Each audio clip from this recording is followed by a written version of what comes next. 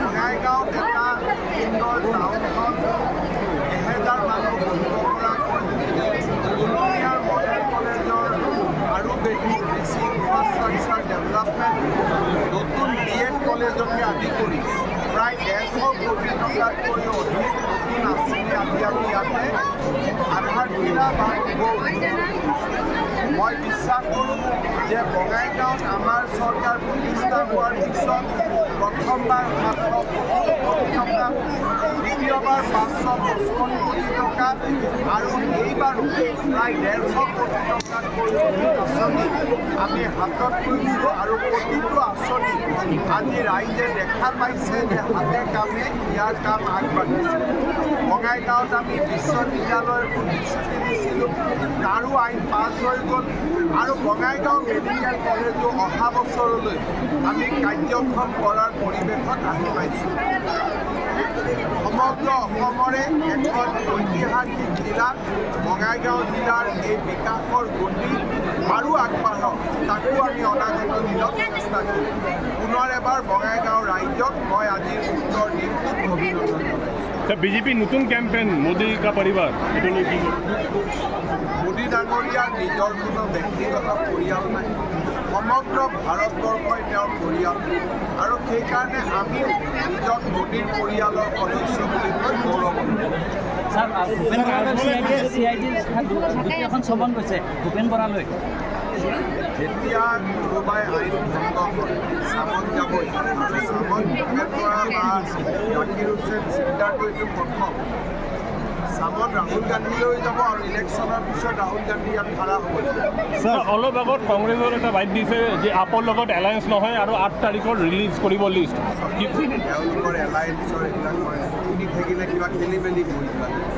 এফালে 16টা দল, আকৌ কয় এলায়েন্স নহয়, কি এইটো মই বুজি নাপাওঁ।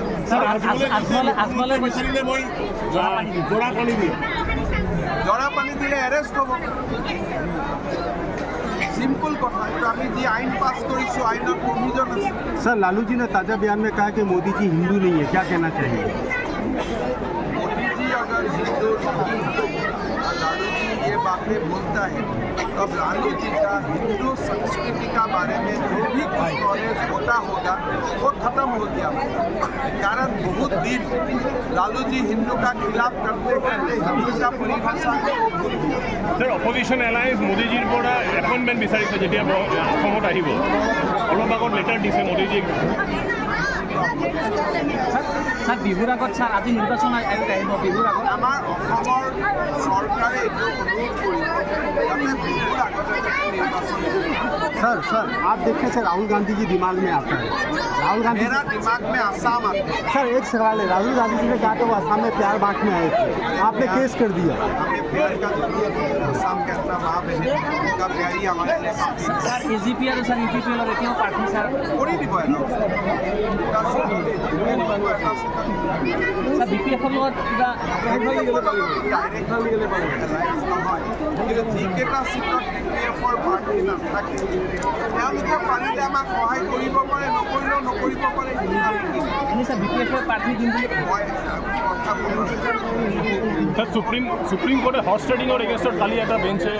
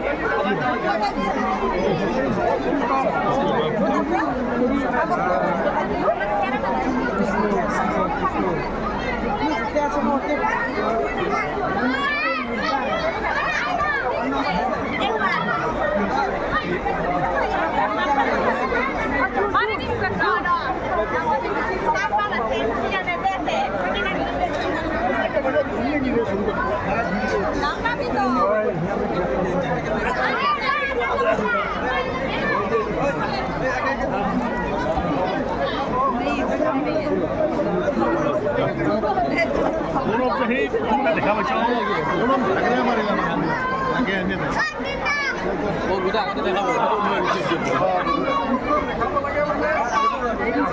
চাওক গাইছ কেনেকুৱা মানুহৰ ভিৰ মানে কি ক'ম কিবাকে ভিতৰৰ পৰা ওলাই আহিলোঁ একদম ভিতৰত সোমাই গৈছিলোঁ বন্ধুসকল